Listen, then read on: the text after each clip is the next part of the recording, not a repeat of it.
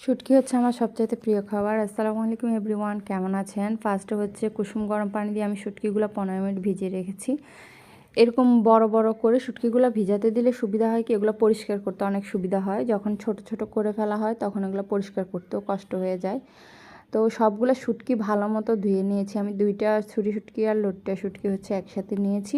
আর শুটকিগুলো ভালো মতো ধুতে হবে, লোট্টা শুটকিতে অনেক পরিমাণ বালি থাকে। এরপরে হচ্ছে কড়াইতে তেল দিয়ে শুটকিগুলো একটু আমি ভেজে নিচ্ছি, যেহেতু শুটকিটা এনেছি আমি কয়েকদিন হয়েছে, তো যাতে ঘ্রাণ না লাগে সেজন্য একটু ভেজে নিলাম। তারপর রসুন দিলাম।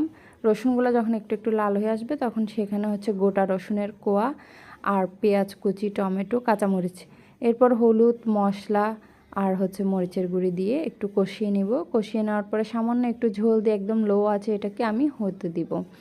তো এখানে কোয়া রসুন দিলে হচ্ছে অনেক টেস্ট লাগে, অবশ্যই ট্রাই করে দেখবেন রসুনের কোয়া দিয়ে।